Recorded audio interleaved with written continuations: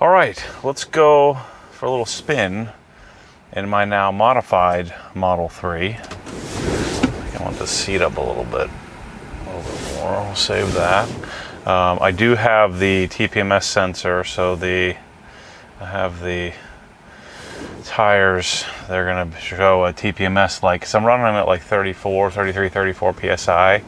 I've changed the wheel and tire setup here to hopefully, handle a little bit better. They're setting everything up for mileage. So maybe you can put in the comments, is there a way for me to, adjust what the TPMS sensor throws a code at? Because it calls for 42 PSI. You don't ever want to run a sports car tires that high.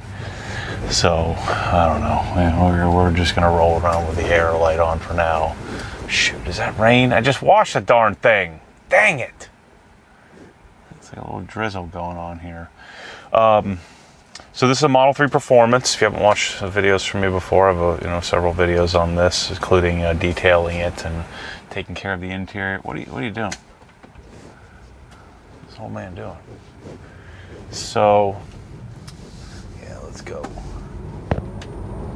It's always weird to not have to, not have to wait for the car to warm up. You just frickin' go, which is still a little bit odd to me.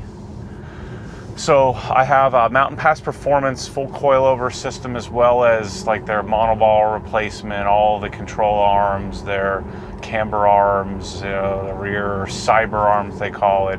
So every possible suspension part that Mountain Pass makes. And then I have unplugged performance front and rear sway bar set to, I think, middle stiffness. What else have we done? I haven't done my radar detector yet. I'm going to do that here shortly. Make sure we're on, both cameras are on. I do want to pull in here.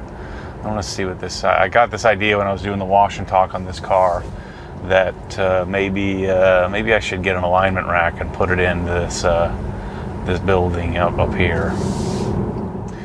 I have 20 millimeter spacers in the rear, which I'm going to go back to 15, and then I have 15 millimeter spacers in the front, and so I'm going to do 15 front and rear is the goal. And then actually, hopefully I won't be doing any spacers, because I just got notification that my Vossens wheels have been refinished and they're on the way.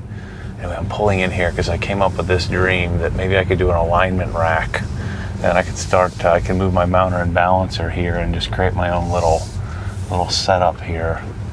This is where my old gym used to be, and this is Rex's shop right here, I think. I forget which one is Rex. He might be that one. So we're going to see if I can get one of these maybe.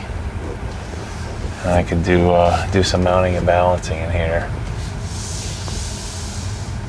That can be pretty sick. So anyway, the car's finally set up. I actually drove around. I talked about this before. I drove around for a while without doing an alignment. The car was driving perfectly straight. Well, I destroyed the front tires. Now I'm glad, because these are now, so with the spacers, I have 245, 35, 20 in the front and rear. So we have a square setup, and these tires are so much better.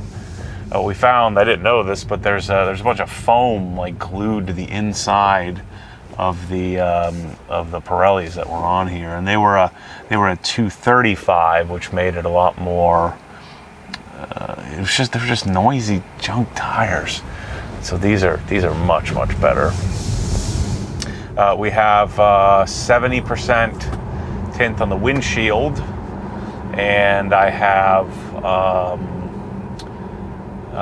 15% XPEL XR Prime, or whatever the heck they call it, the most expensive XPEL stuff. Notice I'm not using the brakes. So those of you who aren't familiar with Tesla, I never even touched the brake. Regen comes, so there's a little indicator here whether you're drawing power or adding power to the car. I've switched this to show me 70, the battery percentage rather than how many miles, because that's kind of dumb. And yeah, I mean, the car's pretty well set up. Now, I think I understand why Mountain Pass Performance, why their track alignment spec is much more aggressive.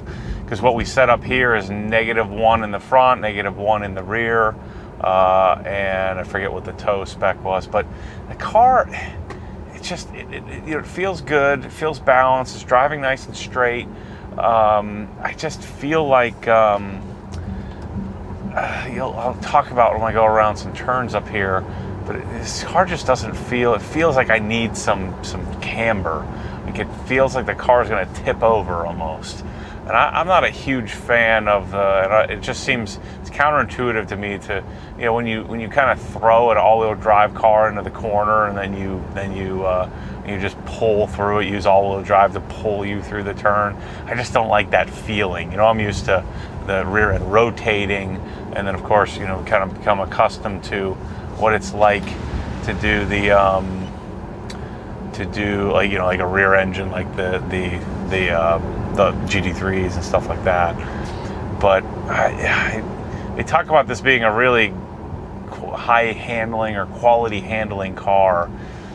I don't know. It certainly felt unstable stock, and I don't love it even with the aftermarket. My guess is I probably want to dial in a little more camber, but I do want it to be somewhat comfortable on the street, so I did follow their street spec. So I'd recommend, if you're going to do a suspension, go with a little more aggressive alignment.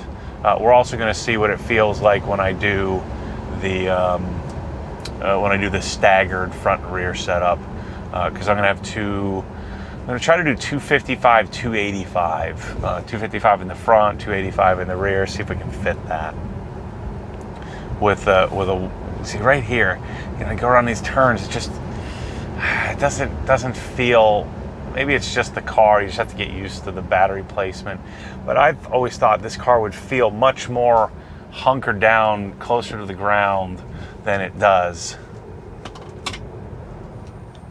See, you do that kind of early apex exit with all-wheel drive.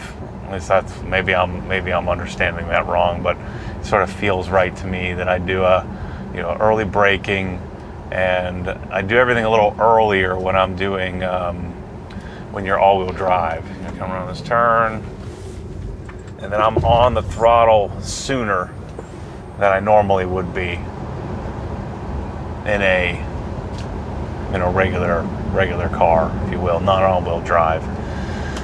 So the experience of this thing, I was really starting to dislike it. It was sitting there for a while. I was waiting for my tire mounting and balancing machines to get set up before I put the new tires on. And then I've been driving it all week, and I really do enjoy it. I mean, this is a lot like, I've been saying this a lot, this is a lot like an iPad to me. So I always, new iPad comes out, and I've gotten suckered into this, I think, 3 different times.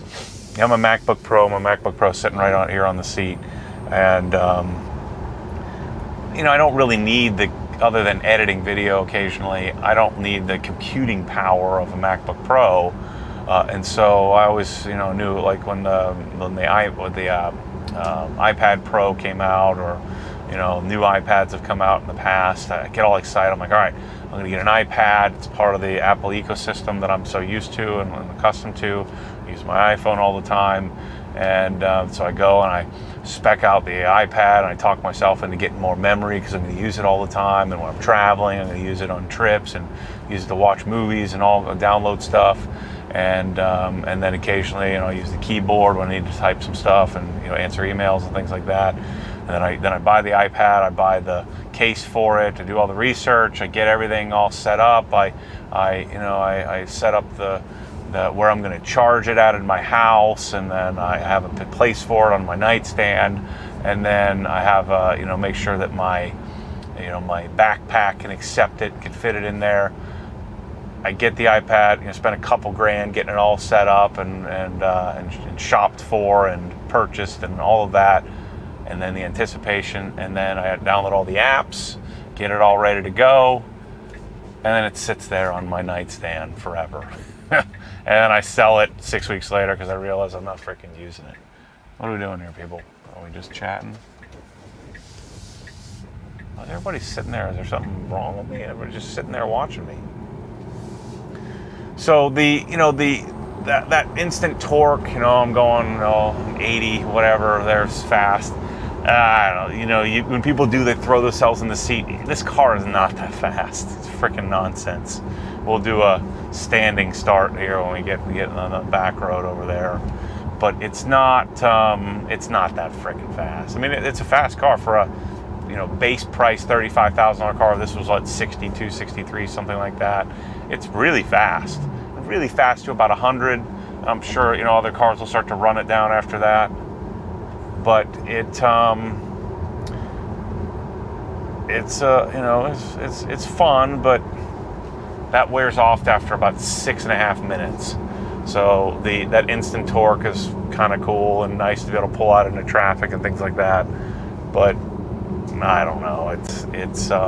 I prefer, obviously, we all prefer, car guys are going to prefer, real linear, high revving, that engine experience, because clearly we're not hearing any engine as we're driving around here. So the novelty of this is, when it sat there for a month while I was waiting for new tires, because the front tires were corded, it's like I didn't have like a desire. Like my GT3 sits there for a week or two, I'm like, man, I really want to drive that thing. I can't wait to get in it and go. With the Tesla, it's just not that. I don't have that same feeling. I don't have that same desire to really care all that much about getting in it. So to me, it's not quite as unused as an iPad, but it's not something I'm going to say, man, I can't wait to drive the Model 3 today. The real advantage for me in the Model 3, the main reason I bought this car, I talked about it, is I have trouble driving. I've been getting really good, and I've been sort of getting my freedom back. But I have panic attacks when driving. When I get in traffic, I feel trapped. There's I feel claustrophobic, like I can't get out, and I start panicking. And really, I panic most when I'm stopped. So the Tesla hasn't helped as much as I thought it would. But having the ability to double tap, I'm going into Autopilot, auto drive, or full Autopilot where it's driving for me. That has helped me very little get over my fears. But it is one of those things. The reason I bought the car was for that, that experience. I have submitted. You do it here. I go into Autopilot, and I did make a request. So I requested. I'm enrolled in the full self-driving beta queue. So I'm in the queue to hopefully get approval for full self-driving, meaning I could put a destination in the navigation, and it'll take me there, and it'll do all the driving. I'm not sure, do you have to hold on to the steering wheel on full self-driving or not? But the great part about it is this thing will, drive. It just won't, right now, it won't make any turns. So if I was on the highway, you can change lanes and everything with it. But it is a nice thing to have for my sort of panic disorder that I struggle with, and that's the main reason I have this car, the main reason I bought it. But again, it hasn't given me the full freedom to feel like I can drive to Texas and back without panicking on the way. But you can see, on these familiar back roads, I'm super comfortable, and I haven't had a difficult time for quite some time. And I'm slowly gaining the ability to go other places and do other things. But that's a whole nother story. But that's my whole reason for getting the Tesla. So I'm doing nothing here. It's going to slow down. I feel like the software's gotten better, because at this light, it would approach really quickly and then jam on the brakes. Wow, yeah, it's much better. Okay, so I'm here. I'm going to turn left. It tells me the Autopilot is not able to proceed, so I've got to take over to turn. And then I could turn it back on immediately. So double click. It'll tell me when the steering wheel is ready. Double click, and now Autopilot's back. And you have to keep your hand on the wheel, otherwise it's going to tell you it's going to turn it off or stop the car. And also notice I can only go 35. I can only go 5 miles an hour faster than the speed limit with Autopilot, which you automatically set. And then you can set your car lengths. How close do you want to follow? You can set it 1 car length all the way up to 7. I usually leave it at 7, even though this sucker has carbon ceramic brakes and stuff in the front.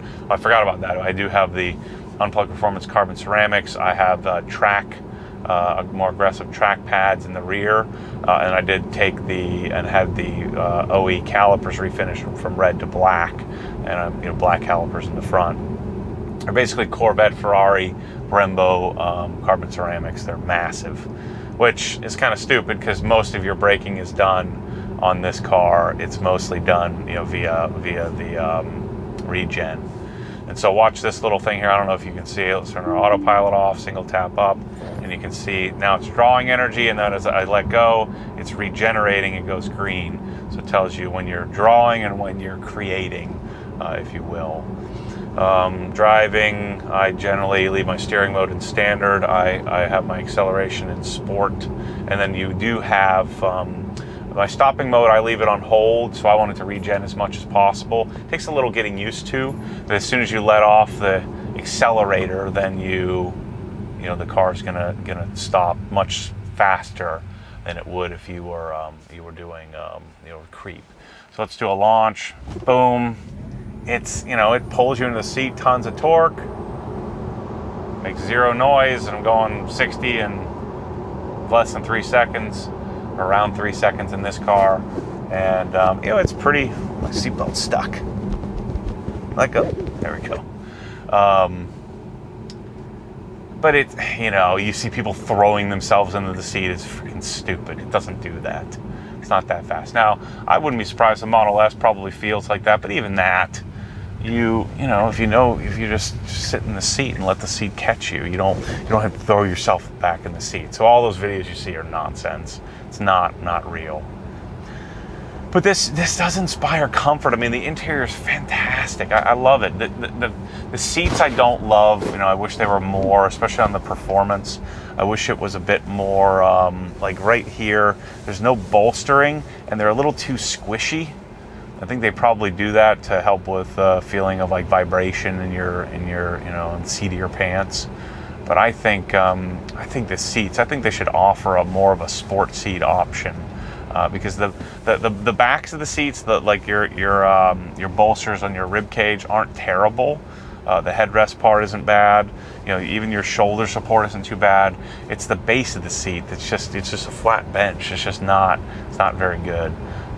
So I wish they had a little bit better bolstering there. But I like even the white. The white holds up, especially for someone like me. Now, if I do it again, I'd get all the black interior because the family ruins everything they touch. So black would be much better. But this this vinyl is not too bad. It feels like as close to leather as you could have leather feel. In fact, most people wouldn't even know the difference. But it's I like the center console. I like this storage area. You never use the glove box, but the glove box has got some space too. And the car is pretty freaking fantastic. And when I'm sitting here doing, talking to you or talking, I can always throw up my Autopilot, and it'll do all the work for me. And like I said, the Autopilot keeps getting better and better and better, and is less herky-jerky. I do wish it followed a little less closely to the center line, a little closer to the other line. What does it do about that car? Nothing. But the reason you buy this is an iPad on wheels. I mean, the tech is freaking insane. It's and the interface is instant. It's the first car infotainment area that I've ever experienced that I really enjoy using. It's just really great. The built-in, actually the built-in radio stations that they have, like the internet radio stuff that they provide, is actually really good. Let's keep going. Let's go down this way, and we'll come back around. Well, you can see, I don't know if you can detect it, but it's super comfortable. This suspension is freaking fantastic. I have it sport. I set it to the exact settings that Mountain Pass publishes in their manual. I don't want to change anything. Now, there is a little chatter to it, kind of a little clunky. Like if you pull into your driveway or certain areas, you'll get a little bit of a creak at times, or a little ticking. But there's no noise right now. So there is some of that that comes with aftermarket, but it's pretty stock-like. The damping, these KW coilovers that are the base of the mountain pass system are really freaking great. Maybe it's just the weight distribution of the car, but I had thought, with the batteries being so low, the center of gravity being so low, I thought it would just feel like the car feels tall. That's all I can say. It feels tall, and it feels like I need to camber. I need to add a bunch of camber.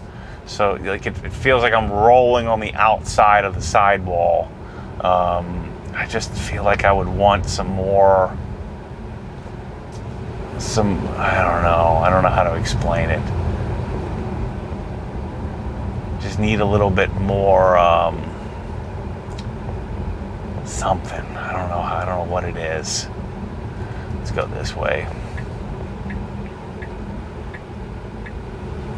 Gosh, I've been doing great driving. I think I'm ready to go. I'm ready to go mountain biking. So I bought a Sea Sucker roof mount, and I'm planning on using it with this car because I don't care that much about this car. But I have a Sea Sucker roof mount, and I'll throw my mountain bike up there and go up to Santos. You can feel like a real granola guy. Just have to lose about 50 pounds. What else is there to say about this? I mean, a lot of the things that you didn't know. The thing that frustrates me is like, why doesn't the dash cam just stay on all the freaking time? Like, I got to turn it on all the time. So maybe you can help me with that. So I want the dash cam on. See, it already turned off. Saving footage. Car must be parked to view. Is it that my USB drive is toast? Where is that thing? I forget where it is. Is it in here? Maybe I need to put the thumbnail. I forget where it is. But I need to play with that to get that thing working. It's giving me a notice that my TPMS is jacked. So that's no good. When I'm jerking around with this, I should just put the... I won't autopilot on this road for some reason.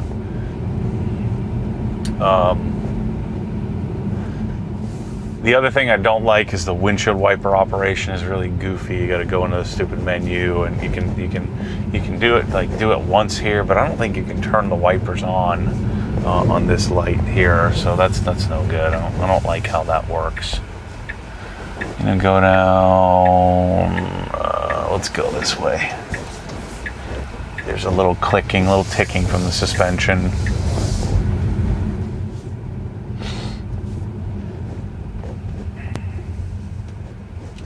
Maybe I should buy a lot back here and build something.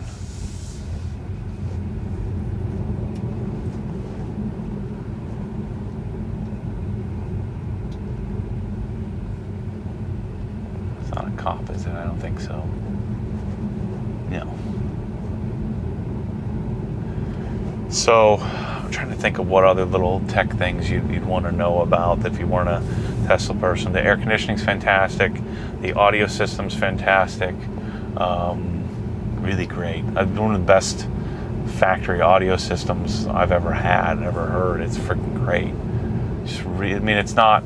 There's not a ton of amplitude, not a ton of it's not going to rip your face off, but it's just clean, solid sounding audio, just good.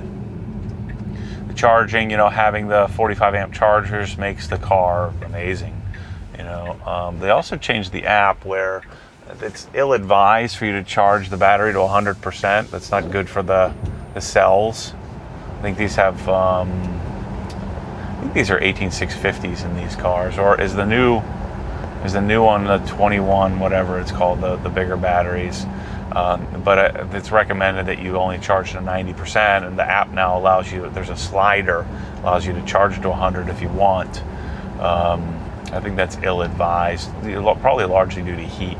But these lithium-ion batteries are best to stay in like the upper 2/3 range of charging, or upper third of charging, I should say.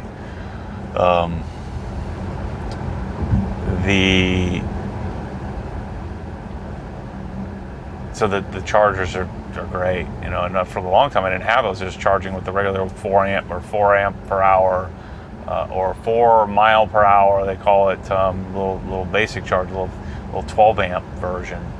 But now having the 45 amp charger in my garage makes it fantastic. I'm going to put another one in at the at OGHQ as well. We'll put one in there, and then I think I should probably hang on to this thing. I've talked about selling it and getting something else, but I don't really want a Taycan. You know, I want the I want the best tech. I mean, if I want the best car, I'm not buying an electric car. If I want the best tech, you know, you're going to get a Tesla. The AI, the Autopilot, all the different things that this thing does is freaking fantastic. And then it's going to be cool charging it with my solar. My solar, I don't know, there's some specialty on how it charges the car and when it charges it, you know, pulling it directly off of solar rather than doing it, you know, pulling it off the grid. So my Tesla solar system I just installed should be activated next week, like Monday or Tuesday. The inspection failed because there was one red sticker. There's like 50 red stickers on everything, and one of the red stickers is missing. Like, dear Lord, don't you just grab a sticker off your truck and throw it on there? So yeah, the solar system I think is gonna be pretty sick.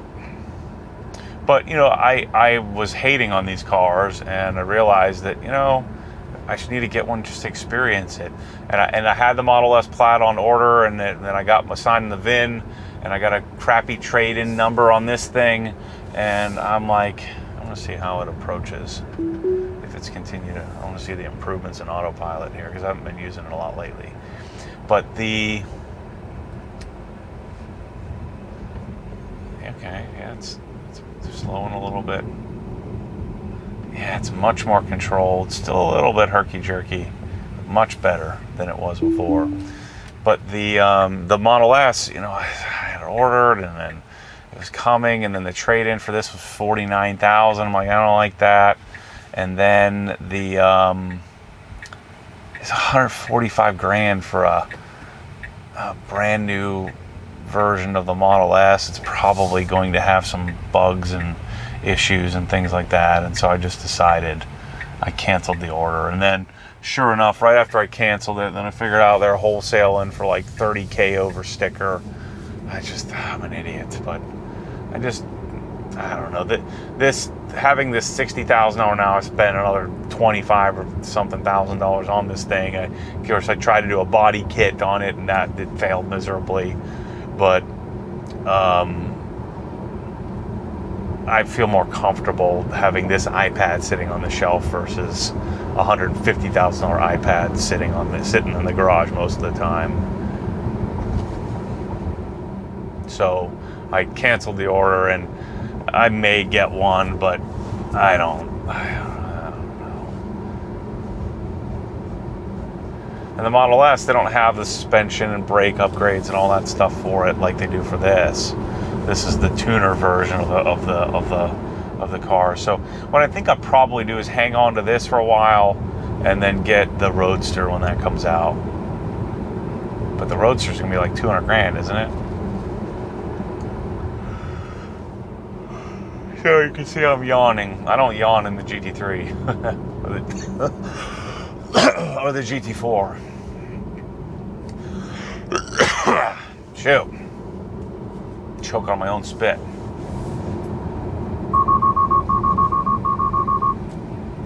Get out of here. Because I went over the white line. But this is, you know, these are the safest cars on the road. Both technology-wise, braking-wise, and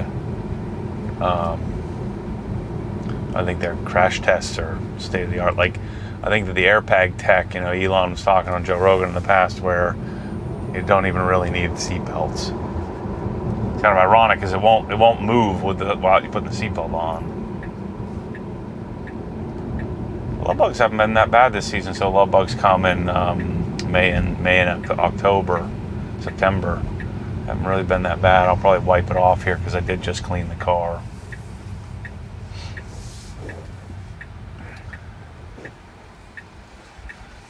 So yeah, I mean, that's my brief little update. haven't had any problems, haven't had any issues, haven't had any bugs or software glitches or anything. My paintwork is pretty good. It's really susceptible to rock chips, so the paintwork isn't good compared to good paint, but it's not terrible in comparison to some of the early cars. So